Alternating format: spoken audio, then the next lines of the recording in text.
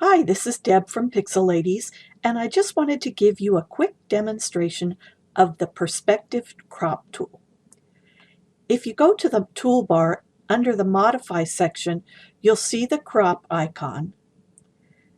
Click on that, and then below that in the toolbar is a sort of a moon with a mountain that is sort of skewed. Click on that, and that's your Perspective Crop tool. To use this, you click on a point where you want to crop. So let's say I want to crop this quilt. Click, move down to the next corner, click, click, and notice the grid appearing, and click. And when you click the green check, you'll have a cropped image.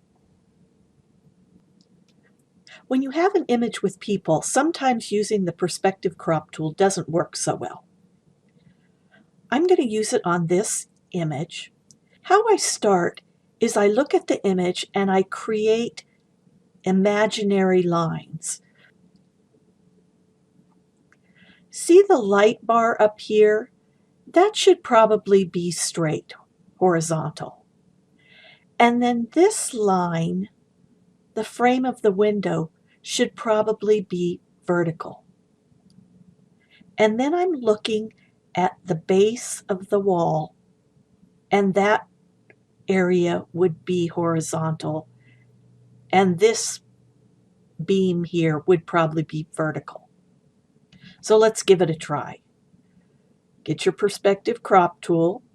Remember, it's the one that looks kind of skewed here. Click where you want to start. Go down to make that vertical line. Go over to make the horizontal line. Up to make the next vertical line. And you notice that I'm also finding the horizontal line at the top. Let's try there. Click and click the green check. What I see here is that this person in the background looks very tall and thin.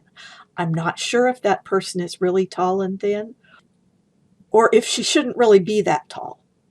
Hard to tell about this person in the front, too. Let me undo.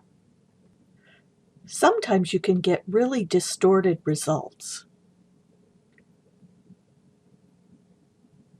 So you'll have to use your judgment to determine if this woman appears too wide and this woman appears too short. One way you can fix that is to squish the whole image or expand the whole image. I'm double-clicking on the hand so I can get the whole image in my view.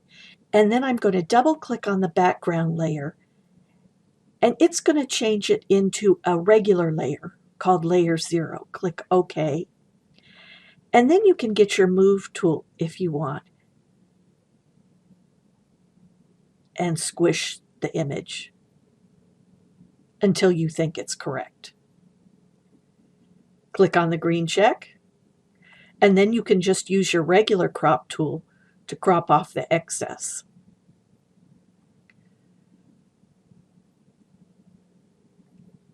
I hope this gives you a little more insight into the Perspective Crop tool.